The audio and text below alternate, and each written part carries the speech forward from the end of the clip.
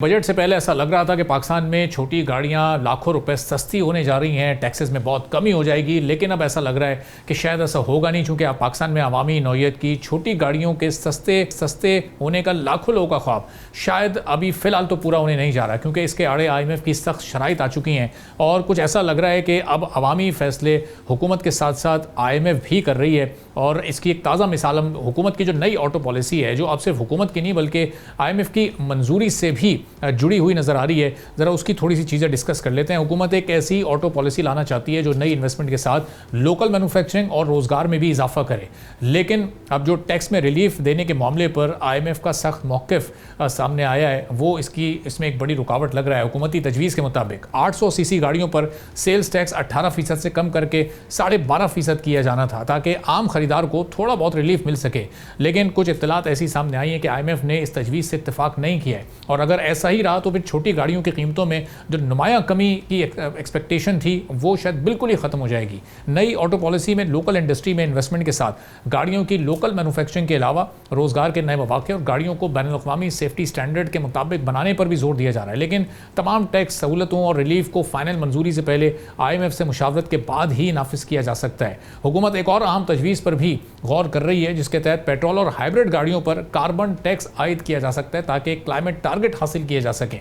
इसी दौरान auto sector में टैरिफ रिफॉर्म्स भी ज़ेर गौर हैं, और इनमें कस्टम्स ड्यूटी की ज़्यादा से ज़्यादा हद मुकर्रर करने के साथ रेगुलेटरी ड्यूटी को मरहलावार ख़त्म करना और फिर टैक्स सिस्टम को ज़रा सिंपल बनाना शामिल है। लेकिन इसके साथ ही इलेक्ट्रिक गाड़ियों पर भी इख्तलाफ सामने आया है। हुकूमत न्यू एनर्जी व्हीकल्स पर सिर्फ 1% टैक्स बरकरार रखना चाहती है, ताकि EV मार्केट को फ़रोग मिल सके, ये मार्केट जल्दी एमर्ज हो सके। लेकिन कुछ इस बारे में भी इत्तलात ऐसी आई हैं कि IMF इन्हें भी 18% GST के दायरे में लाने का हामी है। अब अगर 18% GST नाफिज हुआ तो फिर इंपोर्टेड इलेक्ट्रिक गाड़ियां और हाइब्रिड गाड़ियां नुमाया तौर पर महंगी हो सकती हैं, जिससे इनकी फ़रोख्त और फिर पाकिस्तान में EV अपनाने की रफ्तार भी खासी हद तक मुतासिर हो सकती है। इसी तरह हुकूमती पॉलिसी 2030 तक पाकिस्तान में इलेक्ट्रिक गाड़ियों की तादाद 22 लाख तक पहुंचाने का टारगेट भी खतरे में पड़ सकता है। अब ये जो इस वक्त IMF के रिजर्वेशंस हैं, ये कितने इंपॉर्टेंट हैं और इससे फिर गाड़ियों की जो कीमतें उसमें कितना फ़र्क पड़ेगा, इस पर हम बात करेंगे। सौलिया हसन साहब ऑटो सेक्टर एक्सपर्ट हैं, हमारे साथ मौजूद हैं। सौलिया साहब, बजट से पहले हमें लग रहा था कि ये छोटी गाड़ियाँ 800 सीसी वाली, 660 सीसी वाली इंपोर्टेड भी,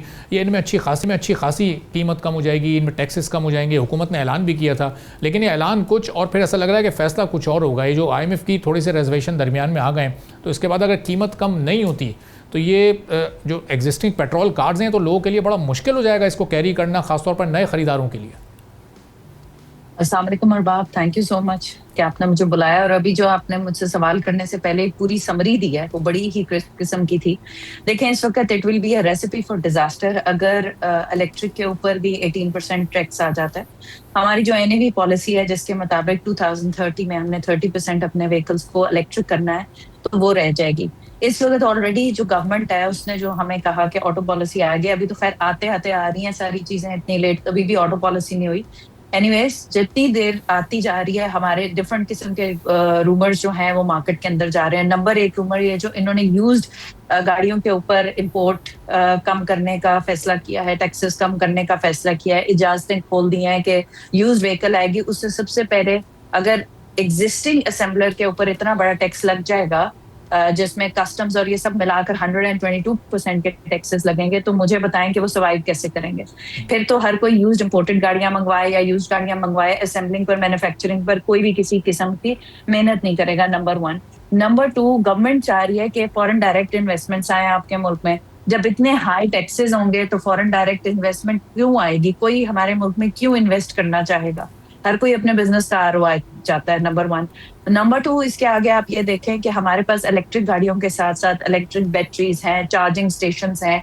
अभी तो NEV पॉलिसी का प्रॉपर तरीके से स्टार्ट ही नहीं हुआ कि इन टैक्सेस से खत्म हो जाएंगी। और पेट्रोल वालों के आप कह रहे हैं कि आगे टैक्सेस बढ़ेंगे। अब जरा टोकन टैक्स तो देखें, इस वक्त पेट्रोल की गाड़ी का दुगना तिगना टोकन टैक्स हो चुका है। हमें तो ये बीच में ना कोई अनाउंसमेंट्स आई हैं, ये तो जिसका चालान होता गया है उसको पता चलता गया कि मेरा टोकन टैक्स इतने हो गया, और उसके ऊपर इतनी शदीद इन्होंने वो हाई किस्म के इन्होंने वो रखे हुए हैं, सजाएं रखी हुई हैं इतनी अमाउंट की कि आप अगर एक टोकन टैक्स नहीं देते तो उसके अगेंस्ट आपको 2 से 3 की अमाउंट का तो जुर्माना देना पड़ेगा, और जो एग्जिस्टिंग आपने देना है वो भी 3 गुना ज्यादा है जितना पहले था। तो पेट्रोल गाड़ियां तो वैसे ही एक किस्म की ऑब्सोलीट होती जा रही हैं, but at the same time आप ये देखें कि एक विशेष सर्कल है जिसमें हम फंस गए हैं। अगर जो जो तो गवर्नमेंट ने कहा था कि हम बिल में, इन्होंने कहा कि जी हम ये आगे ऑटो पॉलिसी, उन्होंने कुछ अपने पॉइंट्स डाले कि हम इस तरह से टैक्सेस कम करेंगे, एफईडीज के ऊपर कुछ इक्वेट करेंगे, उसको कम करेंगे, कुछ कस्टम के ऊपर रिलीफ देंगे, एफईडी डालेंगे। उन्होंने कुछ बैलेंस करने की कोशिश की थी, तो वो एंटायर सर्कल कोलैप्स कर जाएगा, कोई फायदा नहीं होगा। अब at the end of the day सच्ची बात यह है, 2-3 पहले भी मैंने इंटरव्यूज डिफरेंट जगहों पर गई, आप लोगों के पास भी दिए। देखिए छोटी गाड़ी और हमारे मुल्क में मैंने तो आज तक कभी कोई चीज सस्ती नहीं होते देखी। जो चीज बढ़ गई वो बढ़ गई। मैंने तो आज तक कुछ सस्ता होता है, पेट्रोल नीचे आया, जब पेट्रोल ऊपर जाता है तो माचिस की डिबिया से लेकर गाड़ी जहाज तक टिकट तक महंगा हो जाता है। जब पेट्रोल नीचे आता है तो इनमें से कौन सी चीज है जिसकी कॉस्ट नीचे आती? किसी के भी नीचे नहीं आती। यहाँ पर गवर्नमेंट को रेगुलेशन करने की जरूरत है। वन सेकेंडली, बैंक्स को किसी तरीके से रेगुलेट नहीं कर रहे। आपके एज पर जो आपकी करंट पॉलिसी चल रही है बैंक की, ऑटो लोन की, 3 मिलियन का कैप लगा दिया। उसके ऊपर आपकी इलेक्ट्रिक जितनी भी गाड़ियां आ रही हैं वो ज्यादातर तो सीबीयूज हैं। प्लांट्स लग रहे हैं, ठीक है, आप उनको प्लांट्स लगाने की नौबत तो आने दें। अगर इतने हाई टैक्सेस होंगे तो जो प्लांट स्टार्ट कर रहे हैं उसके तो स्टार्ट होने से पहले ही प्लांट बंद हो गया, तो कोई क्यों करेगा? अगर प्लांट बंद हो गया तो आपकी अपनी इंजीनियरिंग इंडस्ट्री, जितनी भी ऑटो की इंडस्ट्री है, किसी की भी, हमारे पार्ट्स बनाने वाली मैन्युफैक्चरिंग, जो भी हमारे पार्ट वेंडर्स है, मुझे ये बताएं कि वो कहाँ से कमाएंगे? वो तो खत्म हो जाएगी इंडस्ट्री। किसी भी मुल्क की इंडस्ट्री की बेस, किसी भी मुल्क की बेस इंडस्ट्री से होती है, और इंडस्ट्री की बेस वेंडर से होती है, लोकल वेंडर से होती है। आपका लोकल वेंडर तो यहीं के यहीं खत्म हो जाएगा।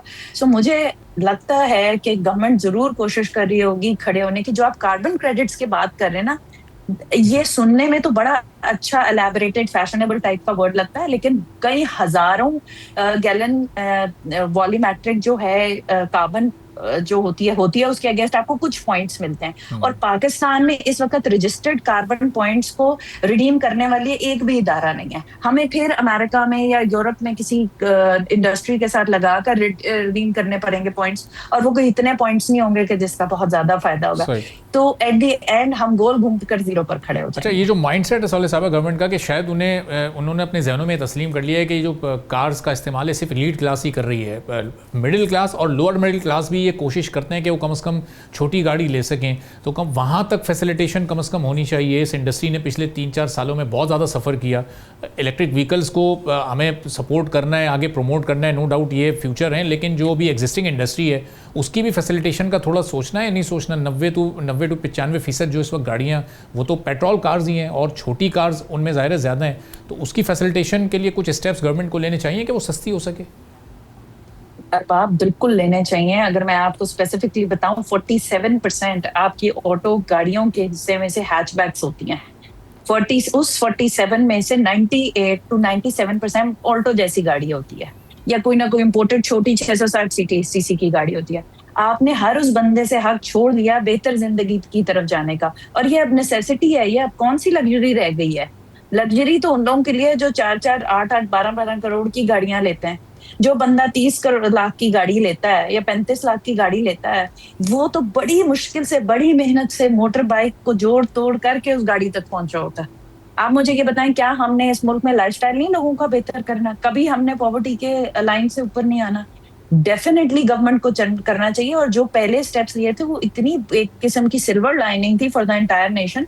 इतनी अच्छी अनाउंसमेंट्स हो रही थी ऑटो पॉलिसी के लिए, आई कोई नहीं है, but yes there were papers जो गवर्नमेंट ने दिए थे।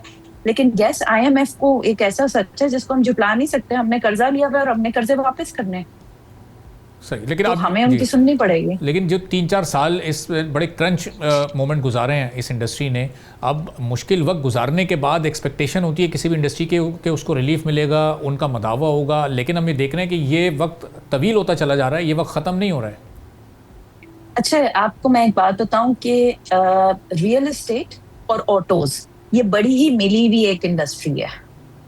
ये बड़े पार्ट एंड पार्सल हैं दोनों। आप ये नोटिस करेंगे, अगर आप पीछे हिस्ट्री भी देखें, कि जब आप ऑटोज को धक्का मारते हैं, आपकी रियल एस्टेट को भी धक्का मार रहे होते हैं आप। एंड ओवरऑल आपकी प्रॉपर्टी वैल्यूज, आपकी इकोनॉमी में जो सर्कुलेट कर रहा होता है बड़ा सर्कल पैसे का, इन्वेस्टमेंट का जो लोग कर रहे होते हैं, वो फिर मुल्क से बाहर जाना शुरू हो जाता है। अभी इससे पहले जो मुल्क में एक पॉलिसी की हवा चल रही थी कि ऑटोज को कम करेंगे, people were bringing in their money, कि हम प्रॉपर्टी में डालते हैं, गाड़ियों में डालते हैं, इंडस्ट्री में डालते हैं। तो ऑटो इंडस्ट्री को एक सिल्वर लाइनिंग नजर आ रही थी, उसके साथ साथ रियल एस्टेट को भी नजर आ रही थी। अभी एकदम से दोनों ग्लूमी होते जा रहे हैं, क्योंकि जो इन्होंने चीजें कही थी करेंगे, रियल एस्टेट तो पास हो गई, ऑटो को एक देखिए माइंड सेट है गवर्नमेंट का, ये उनको ठीक करने की जरूरत है। हम उनकी आवाम है, हम टैक्स देते हैं, हमारा राइट है कि हमारा लाइफस्टाइल बेहतर हो। गाड़ी उसका एक बहुत बड़ा हिस्सा है। तो I would appeal to the government कि काइंडली आपको ऐसे, आपने ऑलरेडी बहुत अच्छे स्टांसेस किए हैं, बट आपको फाइट तो करना पड़ेगा। But at the same time I understand कि हम IMF से कितना ही फाइट कर सकते हैं। सब्सक्राइब करें और बेल दबाएं ताकि कोई खबर रह न जाए।